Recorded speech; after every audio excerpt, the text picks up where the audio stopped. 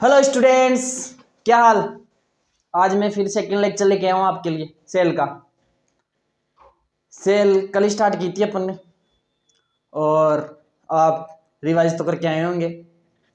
मैं देखो इंट्रोडक्शन के लिए बोल रहे थे सभी बच्चे, सभी स्टूडेंट्स, तो मैंने देखा आज इंट्रोडक्शन दे ही दूँ। देखो मेरा नाम अमित है, मैं बायोलॉजी पढ़ाऊँगा आपको और केमिस्ट्री का टीचर नहीं आया जाएगा, नया आ जाएगा या मैं ही नया बन के आऊँगा, ठीक है। और ये है अपन सेल का सेकंड लेक्चर स्टार्ट करेंगे। उससे पहले मैं फर्स्ट लेक्चर का कुछ रिवाइज करा दूँ आपको। अपन ने कल सेल को स्टार्ट किया था, सेल को अपन ने कल स्टार्ट किया था। उससे पहले मैंने बताया था बायोलॉजी। बायोलॉजी कहाँ से स्टार्ट हुई थी अपनी, कि बायोलॉजी वर्ड ही किया कैसे बना, किस किस लिए बनाया गया बायोलॉजी वर्ड। तो बायोलॉजी वर्ड बनाया गया, बायो का मतलब बताया गया कि लिविंग लिविंग चीज़ें होती हैं उनके लिए, और लॉजी का मतलब आपको मैंने बताया था कि ये नोटबुक के सबसे फर्स्ट पेज पर लिखने का लॉजी मीन्स हमेशा के लिए किसी भी चीज़ की स्टडी करना, किसी भी चीज़ की एक स्टडी करना ही लॉजी का मतलब लिखना है अपन को, ठीक है। बायोलॉजी का मतलब हो गया। इसके बाद में अपन ने चैप्टर के नेम पे गए सेकंड पेज, उस पेज पे कितने पेज नंबर पे, पुरानी एनसीईआरटी में 125 पेज नंबर पे आपको रीड करना था। फर्स्ट मैंने बोला था फर्स्ट पेज रीड करके आना है आपको। सेकंड पेज आज सेल थ्योरी आज पढ़ाऊंगा मैं।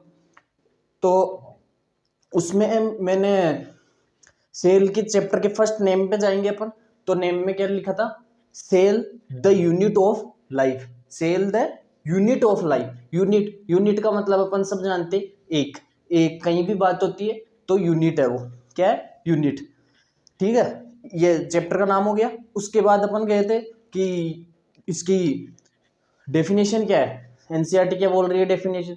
तो एनसीईआरटी इसकी बोल रही है द स्ट्रक्चरल या fundamental, fundamental and structural. Fundamental का मतलब क्या बताया था मैंने, बेसिक में बताया था, बेसिक बेसिक कोई भी चीज का बेसिक मीन लेना। स्ट्रक्चरल स्ट्रक्चर, फंक्शन कोई भी फंक्शन करना, फंक्शनल यूज में आना, यही सेल का काम होता है अपने ऑर्गेनिज्म के अंदर। अब मैंने बताया था सेल से क्या बनता है, सेल से टिश्यू, टिश्यू से ऑर्गन, ऑर्गन से ऑर्गन सिस्टम, ऑर्गन सिस्टम बना हुआ है, देख लो ह्यूमन बन गया मैं, ऐसे बनता है ऑर्गन सिस्टम, ठीक है। अब आगे अपन ने बात की थी, कुछ वर्ड्स थे एनसीईआरटी के, एनिमेट और एनिमेट, आपको बता दिया था। एनिमेट नॉन लिविंग के लिए जिसके अंदर सेल एब्सेंट होती है, और एनिमेट एनिमेट बताया था जिसके अंदर सेल प्रेजेंट होती है। लिविंग की बात की गई है कहाँ, एनसीईआरटी के अंदर, कहाँ, एनसीईआरटी के अंदर। अब सेल सबसे पहले कहाँ देखी गई थी और किसने देखी थी, कहाँ देखी गई थी, कोर्क के अंदर देखी गई थी, कोर्क के अंदर। और किसने देखी थी सबसे पहले, हुक साहब थे। कौन से थे, हुक साहब थे, बताओ जल्दी, हुक साहब कौन से थे, आप कमेंट करके आज बताएंगे। और लिविंग की किसने की थी, लिविंग की करने वाले कौन थे, लिविंग की करने वाले एंटोन लिवन हुक थे। कौन थे, लिविंग सेल की करने वाले कौन थे, एंटोन लिवन हुक थे। अब न्यूक्लियस का भी यही दे दिया था, मैंने बता रहा था न्यूक्लियस आगे पढ़ाएंगे, पर न्यूक्लियस का भी यही दे दिया था, क्या, साइंटिस्ट का नाम। यहाँ उसका क्या नाम था वो भी आप बताएंगे कमेंट में, बता देता हूँ चलो मैं, रॉबर्ट ब्राउन था, उनका क्या नाम था, रॉबर्ट ब्राउन था, ठीक है। अब इसका पहला नेम तो आपको बताना ही है कमेंट में, ठीक है। जो मैंने क्या पूछा, डेथ सेल का मतलब फर्स्ट लिविंग वो डेथ सेल को या सेल को किसने डिस्कवर किया था सबसे पहले, ये बताना था आपको, ठीक है। उसके बाद में अपन चलते हैं, उसके बाद में मैंने बताया था आपको कि प्रोटोप्लास्ट और प्रोटोप्लाज्म क्या था। प्रोटोप्लाज्म क्या था, प्रोटोप्लाज्म था न्यूक्लियस प्लस साइटोप्लाज्म। क्या था, प्रोटोप्लाज्म, प्रोटोप्लाज्म क्या था, न्यूक्लियस प्लस साइटोप्लाज्म। चलो साइटोप्लाज्म, इसका नाम एक और मैंने बताया था कि क्या दे सकते हैं, विदाउट सेल मेम्ब्रेन। क्या, विदाउट सेल मेम्ब्रेन, एनसीईआरटी बोलती विदाउट सेल मेम्ब्रेन किसको बोलेंगे, उसी को बोलेंगे प्रोटोप्लाज्म को। With cell membrane, with cell membrane किसको बोलेंगे, विथ सेल मेम्ब्रेन बोलेंगे अपन प्रोटोप्लास्ट को, किसको, प्रोटोप्लास्ट को, ठीक है।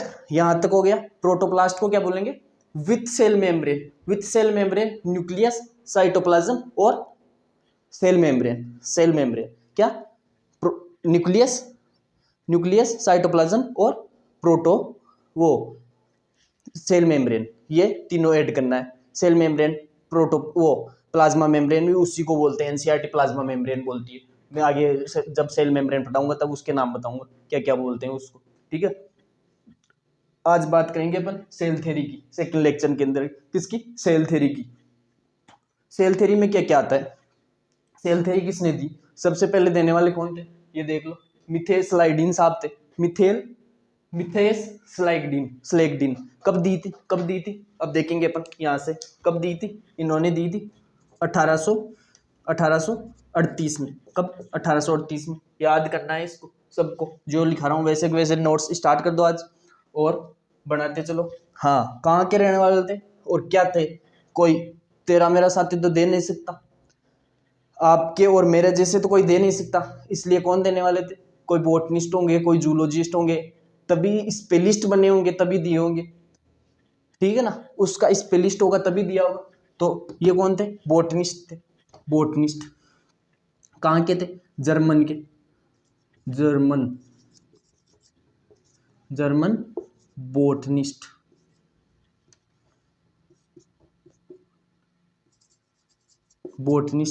जर्मन बोटनिस्ट थे। कौन थे? बोटनिस्ट थे। ये कहाँ के थे? जर्मन बोटनिस्ट थे, जर्मन के रहने वाले थे और बोटनिस्ट थे, ठीक है। इन्होंने बोल दिया ऑल प्लांट सेल। क्या? एक स्टेटमेंट दे दिया इन्होंने, all plant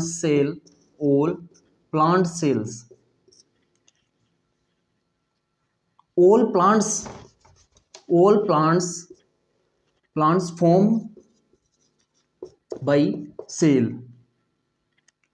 cell which form. क्या? उसके बाद में विच फॉर्म टिश्यू। वो क्या बना लेते? टिश्यू बना के आगे अपना जो भी बनाना होता है, पूरा पेड़, प्लांट्स की बात हो रही है, जिसके अंदर प्लांट बनेगा पूरा बड़े वाला प्लांट। अपन एंजियोस्पर्म, जिम्नोस्पर्म वो पढ़ेंगे, वो बताऊंगा मैं कौन सा प्लांट्स कैसा होता है। तो उस हिसाब से टिश्यू इसीलिए लिखा हुआ है कि टिश्यू, कि केवल टिश्यू तक बात गई है। कुछ प्लांट्स ऐसे होते हैं जहाँ टिश्यू तक रह जाता है। कहाँ तक रह जाता है? टिश्यू तक। इसलिए प्लांट्स में क्या लिखा है? टिश्यू। यहाँ पे अच्छे से प्लांट्स भी लिख सकते थे, या कुछ प्लांट्स का नाम, ठीक है। जिम्नोस्पर्म, एंजियोस्पर्म सबसे बड़े वाले प्लांट्स आ गए जो आप देख रहे हो आसपास में, ठीक है। अब इन्होंने क्या दिया और कहाँ के थे ये? कब दिया? इनके साथ सी किया गया, इनके भाई। कौन? भाई नहीं थे भाई, तो ये मत देख लेना कि भाई है, ये मत देख लेना आपकी भाई है, मतलब साथ थे इसलिए मैंने बोल दिए। 1839 के अंदर आ गई है, 1839 के अंदर आए। कब? अब इसमें एनसीईआरटी में आपको सही करना है। क्या? एनसीईआरटी में यहाँ पे सेवान साहब के, किसके? थियोडोर सेवान साहब के एनसीईआरटी में दिया हुआ है क्या? ब्रिटिश दिया हुआ है, ब्रिटिश बोटनी, वो जूलॉजिस्ट। क्या है? ब्रिटिश जूलॉजिस्ट दिया हुआ है। उसको क्या करना है? जर्मनी जूलॉजिस्ट करना है इसको भी। ये भी जर्मन के ही थे, जर्मन जूलॉजिस्ट। क्या? जर्मनी जूलॉजिस्ट थे ये जूलॉजिस्ट थे। इसको कर लेना एनसीईआरटी में। अब की बार एग्जाम से जस्ट पहले एनटीए की वेबसाइट पे ये सही होके डला था, कुछ टीचर्स ने इसको चैलेंज किया हुआ था, क्योंकि बुक के अंदर ये कहाँ के थे? जर्मन के थे। और वैसे भी सभी को पता होता है ये कहाँ के हैं साइंटिस्ट, तो वो कहाँ के थे? जर्मन के थे। पर एनसीईआरटी ने क्या दिया हुआ था? ब्रिटिश के हैं, ऐसे लिखा हुआ था। तो उसको सही कर लेना, सभी एनसीईआरटी में कर लेना। नई वाली में कोई सी में भी नहीं आया अभी तक, क्लियर कट है। पेज नंबर बता दूं, 126 पेज नंबर पे जाओ, वहां पे जाके तीसरी चौथी लाइन देखनी है आपको, वही मिल जाएगा, ठीक है। अब इन्होंने क्या बोला? देखो, इन्होंने बोला जूलॉजिस्ट थे। क्या थे? जूलॉजिस्ट। तो सबसे पहले किसकी बात की इन्होंने? वैसे जूलॉजिस्ट होके बात तो दोनों की कर दी, प्लांट्स और एनिमल्स दोनों की बात कर दी। इन्होंने तो बोटनिस्ट होके केवल बोटनी की बात की। बोटनी का मतलब प्लांट्स आते हैं बोटनी में, ठीक है। जूलॉजिस्ट में कल बताया था, जूलॉजी के अंदर अपन क्या बताएंगे? ह्यूमंस, एनिमल्स के बारे में पढ़ेंगे, और पेड़ पौधे, प्लांट्स के बारे में कहाँ पढ़ेंगे? बोटनी में पढ़ेंगे। तो इन्होंने तो केवल बोटनिस्ट थे, इसलिए प्लांट्स में दिया। और इन्होंने दोनों में दिया था। पहले एनिमल्स के लिए क्या बोले थे, देखो आप, all animal cell composed of thin layer, क्या थिन लेयर की बात कर दी, थिन लेयर की बात कर दी। अब ये थिन लेयर कौन सी है वो देख के बताओ, थिन लेयर कौन सी बताई थी मैंने कल बताई थी, जल्दी बताओ कमेंट में, थिन लेयर कौन सी थी। थिन लेयर मैंने बताई थी कौन सी, सेल मेम्ब्रेन होती है। सेल मेम्ब्रेन कौन सी है, थिन मेम्ब्रेन है। थिन मेम्ब्रेन क्या है, सेल मेम्ब्रेन। इसलिए अपन की बाहर वाली मेरी वाली देख लो, एनिमल्स के देख लेना, थिन होती है। थिन मतलब पतला, थिन मतलब क्या होता है, पतला। और थिक मतलब मोटा वाला, ये मोटा है। प्लांट्स के अंदर देखा होगा छोटा आता है बाहर वाला, उसको देख लो, ठीक है। थिन लेयर, उन्होंने थिन का स्टेटमेंट में यही दे दिया कि प्लाज्मा मेम्ब्रेन की बात हो रही है या सेल मेम्ब्रेन की बात हो रही है, ठीक है। इतना समझ में आ गया होगा, ये लिख लेना अच्छे से। 1839, क्या 1839, और वो कहाँ के थे, जर्मनी की। तो दोनों भाई, दोनों जर्मनी के थे। ये कहाँ क्या बात हो रही है, सेल थ्योरी की बात कर रहा हूँ मैं, किसकी, सेल थ्योरी की बात कर रहा हूँ, ठीक है। अभी इन्होंने, मैंने बोला अभी पहले कि इन्होंने तो दोनों की दे दी, किसकी, दोनों की दे दी, यानी कि प्लांट्स और एनिमल्स दोनों की दे दिया स्टेटमेंट। तो एनिमल्स, प्लांट्स के लिए क्या दिया, प्लांट्स के दिया, in plants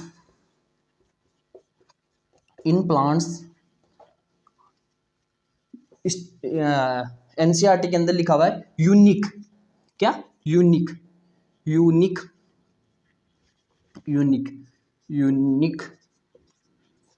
character in plant cell, या unique characters in plant cell कर लेना।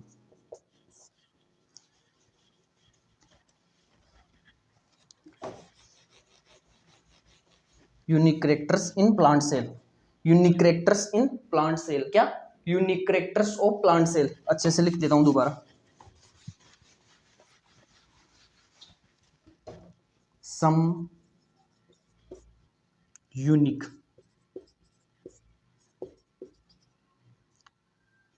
Character of in plants cell, यानी कि कुछ यूनिक करेक्टर होते हैं। यूनिक करेक्टर किसको बोला है, यूनिक करेक्टर जो अपन में नहीं होते, या स्पेसिफिक करेक्टर्स बोल सकते हैं। वैसे क्या बोलते हैं, स्पेसिफिक करेक्टर। स्पेसिफिक मतलब इसी में प्लांट सेल में ज्यादातर मिलते हैं, यानी कि ह्यूमन एनिमल्स में नहीं मिलते।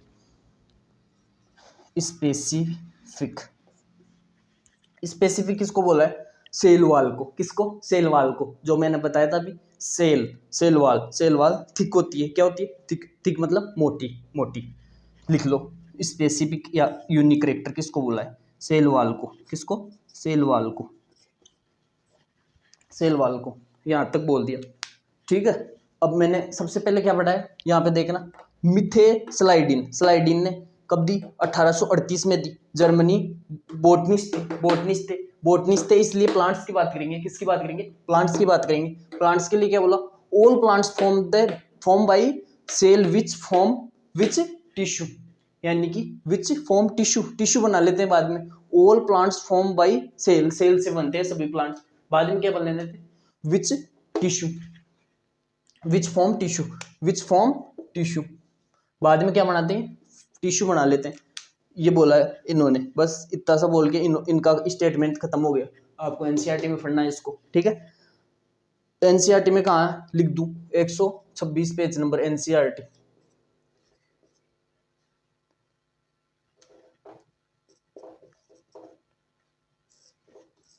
ये पढ़ना है आपको, 126 पेज नंबर पे आपको एनसीईआरटी पढ़नी है आज की, ठीक है। अब थियोडोनर सेवान कौन थे, कब दी थी, 1839 में। उन्होंने कब दी, 38 में, इन्होंने 39 में, एक साल बाद ही दे दी। अब ये कौन थे, जर्मनी जूलॉजिस्ट है। अपनी एनसीईआरटी क्या बोलती है, जर्मनी वो बोटनिस्ट जूलॉजिस्ट थे। कौन थे, जर्मनी वो बोटनिस्ट वो ब्रिटिश जूलॉजिस्ट थे। एनसीईआरटी क्या बोलती है? ब्रिटिश जूलॉजिस्ट थे। पर एनसीईआरटी ने अभी एनटीए ने चेंज कर दिया कि एनसीईआरटी गलत छपी हुई है, तो उन्होंने जर्मनी जूलॉजिस्ट कर दिया। इसको सही करना है आपको, एनसीईआरटी में सही कर लेना। All animal cell composed of thin layer, मतलब ऑल एनिमल सेल कहाँ से बनती है? थिन लेयर, मतलब पतली लेयर। अभी बताई मैंने, अपनी बार वाली होती है जो पतली लेयर है, इसकी बात हो रही है। सेल मेम्ब्रेन ये है, ठीक है। अब इन्होंने, मैंने बोला था कि दोनों में दे दिया जूलॉजिस्ट होके, क्योंकि इसमें फटा, इसमें देखा, तो इस साथ के साथ तभी पता लगा थिन इसमें या थिक इसमें, थिक इसमें और इसमें थिन है, तभी थिन का दिया। नहीं तो थिक देते यहाँ, वो कुछ अलग से देते कि स्पेसिफिक मेम्ब्रेन है इसमें भी कुछ, ठीक है। इसमें लिखा, फिर इनको सेल वाल का पता नहीं था, पर इन्होंने लिख दिया क्या? Some unique characters of in plant cell. Some unique character है, कौन से हैं? सेल मेम्ब्रेन, सेल वाल वाले हैं। कौन से? सेल वाल वाले। अब देखो इनकी इनकी क्या ड्रॉबैक रहती है, सबकी कमियां रहती है भाई, कमियां सबकी रहती है, कमियां सबकी रहती है। सेल देख ले, 1 और 2 मैंने लिखा है, 1 2 आपको याद करना है। अब मैं अभी 1 2 लिखे, कुछ आगे और कुछ भी समझाऊंगा। 1 2 मतलब कौन से? थियोडोनर सवान 39 वाले, और स्लाइडीन 38 वाले। एक तो कौन थे? स्लाइडीन थे, और थियोडोनर सेवान साहब कौन थे? कौन से थे? कौन से थे? बताओ जल्दी। 39 वाले थे। और एनसीईआरटी में गलत क्या दिया हुआ है? ब्रिटिश लिखा हुआ है वहाँ पे जर्मनिस्ट करना है। क्या करना है? जर्मनिस्ट करना है, ठीक है। अब इन्होंने ये तो बता दिया कि सब कुछ ठीक है, चलो अच्छी बातें हैं सारी। अब इन्होंने ये नहीं बता पाए ड्रॉबैक क्या है, कि सेल बनती कहाँ से, सेल बनती कहाँ से, पता ही नहीं चला इनको तो कि सेल बनी कहाँ से। अब देखना सेल बनी कहाँ से। अब एनसीईआरटी में क्वेश्चन दिया, हाउ टू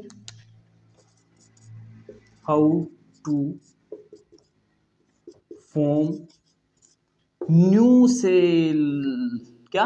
न्यू सेल, यानी कि how to form new cell, नई सेल कहाँ से बनी, नई सेल कहाँ से बनी, ये देने वाले कोई थी नहीं। उसके बाद में इनके ऑलमोस्ट कुछ साल बाद में आए, कौन आए? रुडोल्फ विर्चो साहब आ गए।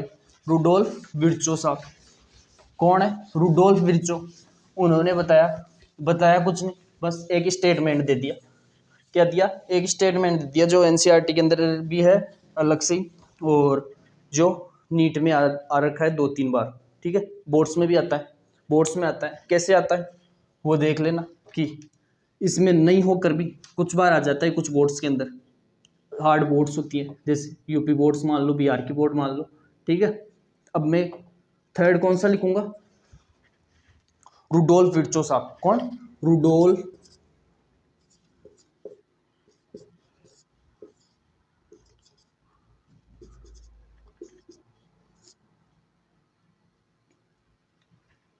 विर्चो। इन्होंने कब दिया? 1855 में। कब दिया? 1855 में। 1855 में 1855 में दिया इन्होंने। 1855 में 1855 में दिया। क्या स्टेटमेंट दिया? स्टेटमेंट क्या दिया? स्टेटमेंट दिया इन्होंने, ओमनीज ई सेलुलाई, ओमनी ई सेलुला, ओमनी ई सेलुलाई, ई सेलुला, ओमनी ई सेलुलाई, ओमनीज ई सेलुलाई, ई सेलुला। देख लिखो, लिखता हूं मैं, देखना। ओमनीज ई सेलुला, ई सेलुला ला, ये स्टेटमेंट बोल दिया। अब कुछ बच्चों को समझ में नहीं आता इसका मतलब क्या है, इस वर्ड्स का मतलब क्या है। चलो कुछ ऐसे एनसीईआरटी ने लिख तो रखा है, या टीचर्स भी कुछ लिखवा देते हैं। चलो टीचर्स की तो बात मैं कुछ नहीं करना चाहूँगा, पर लिखवा देते हैं कि इसका मतलब बता रहे हैं कि पुरानी सेल से, प्री एग्जिस्टिंग सेल से फॉर्म बाय न्यू सेल, यानी कि पुरानी सेल से नई सेल बन जाती है, पुरानी सेल से नई सेल बन जाती है, ये बोलना चाह रहे हैं बस। ये तो ये सब बोल रहे हैं, ठीक है। और मैं बोल रहा हूँ, मैं क्या बोल रहा हूँ, ऐसा बोलना चाह रहे, एक एक वर्ड का मतलब बताते हैं अपन को कि बोलना क्या चाह रहे हैं। Omni,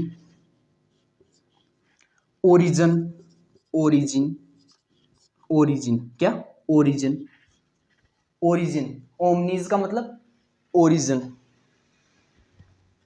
सेलुलाई, cellula, cell to cell, cell क्या, cell, form to cell, form, E का मतलब, ठीक है।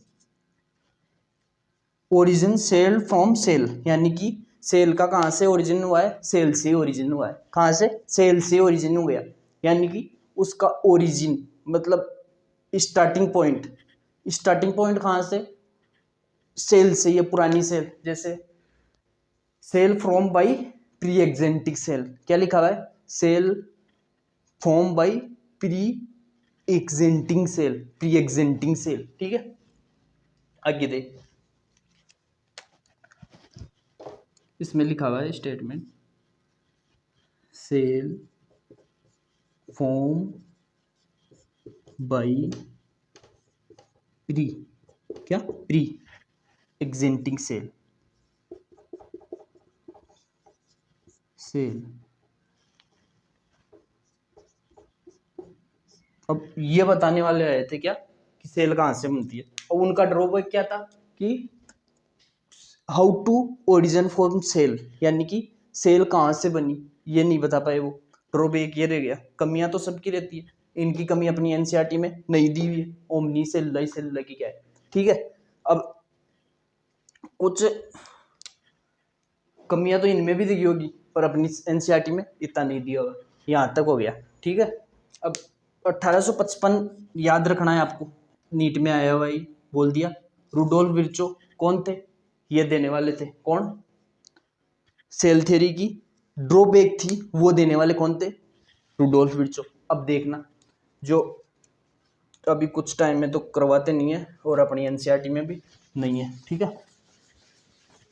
वो मैं थोड़ा सा बाहर जा रहा हूँ एनसीईआरटी के, वो बता देना चाहता हूँ कि क्या है, ठीक है। मॉडर्न सेल थ्योरी, क्या, मॉडर्न सेल थ्योरी देना चाह रहा हूँ। मॉडर्न सेल थ्योरी क्या है, रुडोल्फ विर्चो ने क्या दिया, रुडोल्फ विर्चो ने दे दिया ओमनी सेलुलाई ई सेलुला, ओमनी ई सेलुलाई ई सेलुला, ठीक है, ओमनी ई सेलुलाई ई सेलुला, ठीक है। ये दिया है इन्होंने स्टेटमेंट। फिर ये सेल थ्योरी तो कहाँ तक थी, सेल थ्योरी तो 1 और 2 तक ही थी, सेल थ्योरी तो 1 और 2 तक ही थी। 1 और 2 पे कौन थे भाई, देख 2 वाले तो थियोडोनर सेवान साहब थे, फर्स्ट वाले स्लाइडीन थे, मिथाइल स्लाइडीन, ठीक है, वहां तक थी। अब सेल थ्योरी ने, अब क्या लिखेंगे, मॉडर्न सेल थ्योरी हो गई।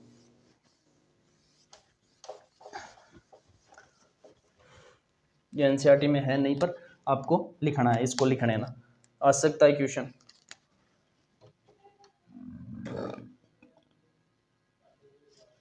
मॉडर्न सेल थ्योरी, क्या, मॉडर्न सेल थ्योरी, थ्योरी, ठीक है। मॉडर्न सेल थ्योरी कौन सी है बताओ भाई। 1 और 2 तो स्टेटमेंट आपको पता है उन्होंने क्या क्या बोला, ठीक है। अब मैं यहाँ पे डायरेक्ट बोला था 1 और 2 आपको लिखना है, और यहाँ पे आप लिखना चाहो तो लिख लेना। मैं लिख रहा हूँ 1, 2 और 3, तीन से कौन, तीसरे कौन थे, जो इनके ड्रॉबैक थे उनका आंसर देने वाले, कौन, रुडोल्फ विर्चो साहब थे, रुडोल्फ विर्चो, विर्चो साहब थे, ठीक है। इन्होंने मॉडर्न सेल थ्योरी, इसको ऐड करने के बाद में क्या बोलते हैं, मॉडर्न सेल थ्योरी बोलते हैं, मॉडर्न सेल थ्योरी, इसको लिख लेना, आउट ऑफ एनसीईआरटी है,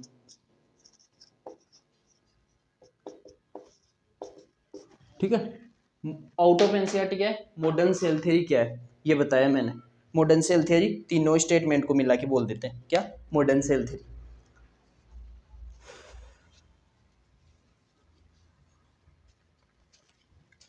चलो एक स्टेटमेंट और लिख लो यहीं,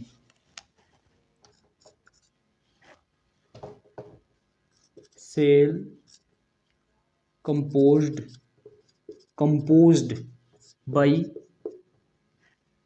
सेल और सेल प्रोडक्ट। क्या? सेल प्रोडक्ट कुछ वर्ड्स को मैं अलग हट के बोलता हूं, जैसे अभी बोला प्रोडक्ट, क्योंकि आपका उस पर फोकस जाएगा। प्रोडक्ट, अब मैं बोल दिया प्रोडक्ट। सेल प्रोडक्ट क्या है, अब आपको पूछना होगा सेल प्रोडक्ट क्या है सर। ठीक है, सेल प्रोडक्ट खूब जगह नहीं बताया जाता कि सेल प्रोडक्ट का मतलब क्या है। चलो एनसीईआरटी में नहीं दिया हुआ है, पर अपन को सेल प्रोडक्ट का मतलब समझ लेना चाहिए। अपनी बॉडी के अंदर कौन से प्रोडक्ट होते हैं बताओ। फैट होता है क्या? बोलो, फैट होता है ना। Protein protein protein carbohydrate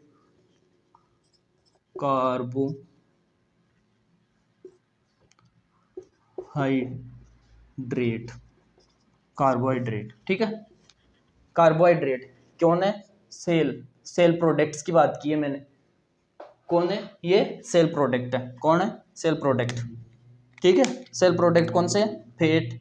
fat हो गया, प्रोटीन हो गया, कार्बोहाइड्रेट्स हो गए, ये तीनों को मिला के सेल प्रोडक्ट्स। और भी होते हैं सेल प्रोडक्ट, लिख लेना इसको।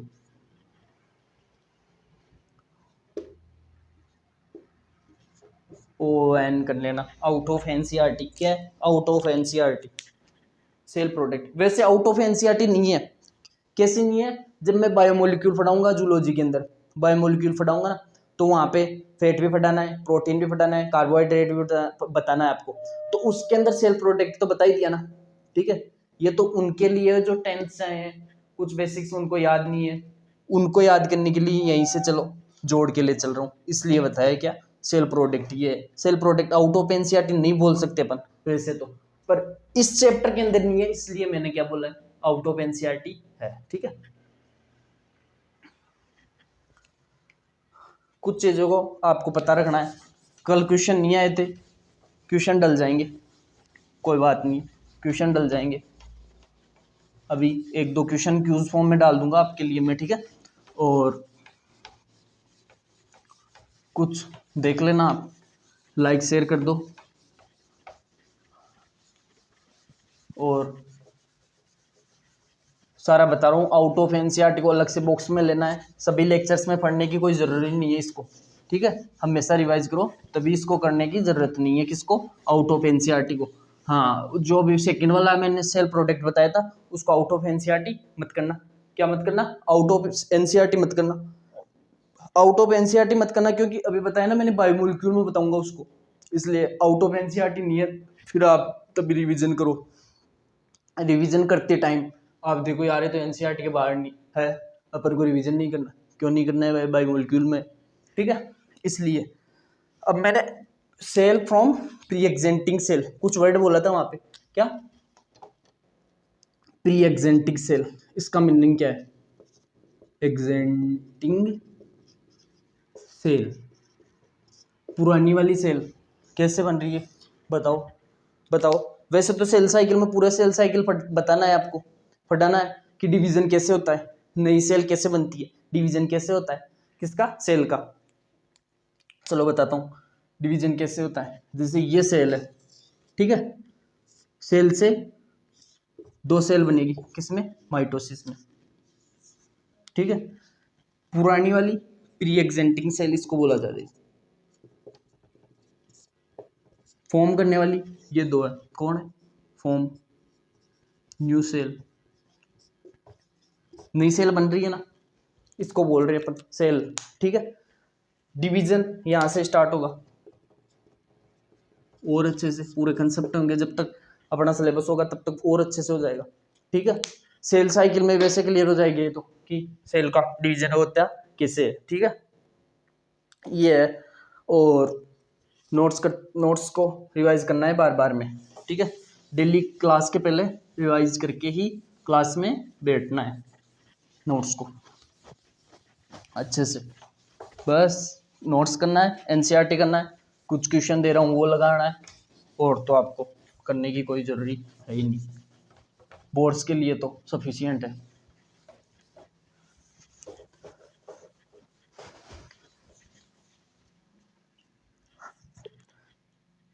एक फॉर्मूला याद आ रहा है यार, क्या एक फॉर्मूला है क्या,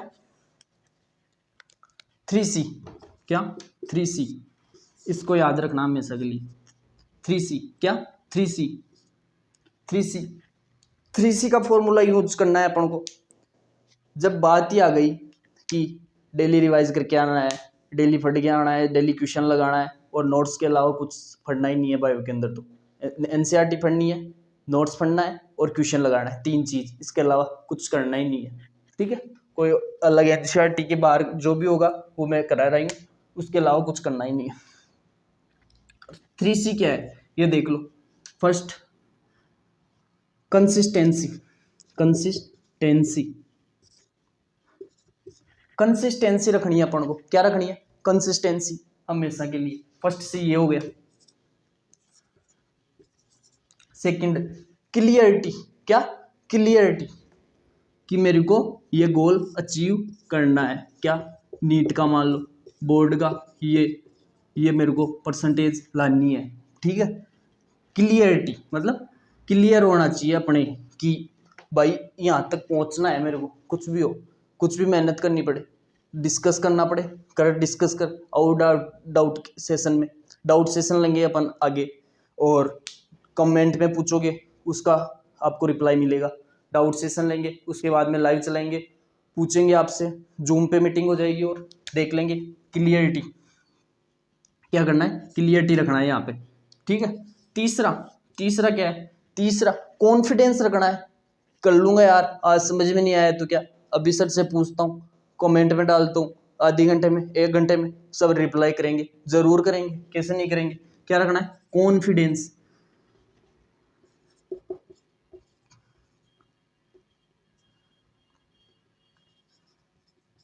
कॉन्फिडेंस रखना है अपने पे। क्या रखना है, कॉन्फिडेंस तो रखना ही है, इसके बिना तो जीवन में कुछ अचीव होने वाला ही नहीं है। हाँ, दूसरी बात, अपनी जिंदगी के अंदर ये सोचना ही नहीं है कि पहली सीढ़ी हार की होती है। कौन सी पहली सीढ़ी हार की होती है, नहीं होती, नहीं होती भाई, जीत से ही स्टार्ट करेंगे अपन तो। यानी कि जीत के अंदर कॉमे ही लगाना है, डॉट तो लगाना ही नहीं है। क्या नहीं लगाना, डॉट नहीं लगाना है।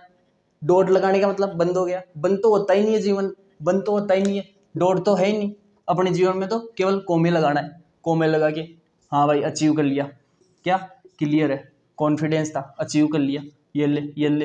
हार की चीज तो, हार चीज तो होती ही नहीं है, पहली सीढ़ी हार की होती ही नहीं है। कौन सी नहीं होती, जीत से ही स्टार्ट करेंगे, करके दिखाएंगे, नहीं होगा तो देखना।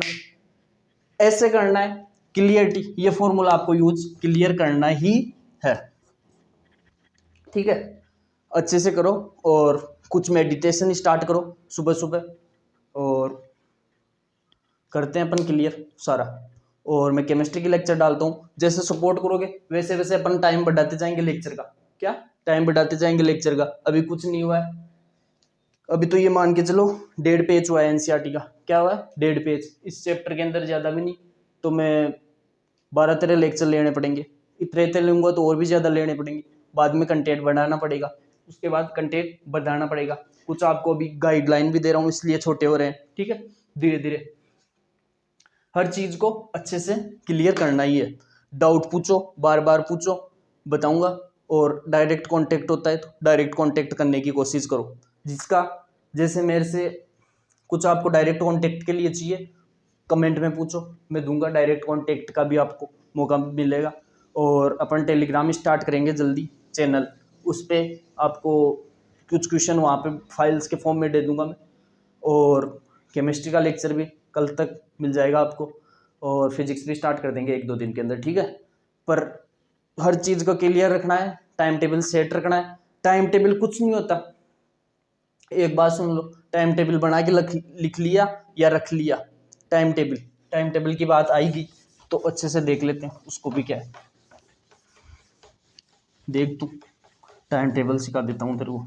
क्या होता है टाइम टेबल, कुछ नहीं होता टाइम टेबल।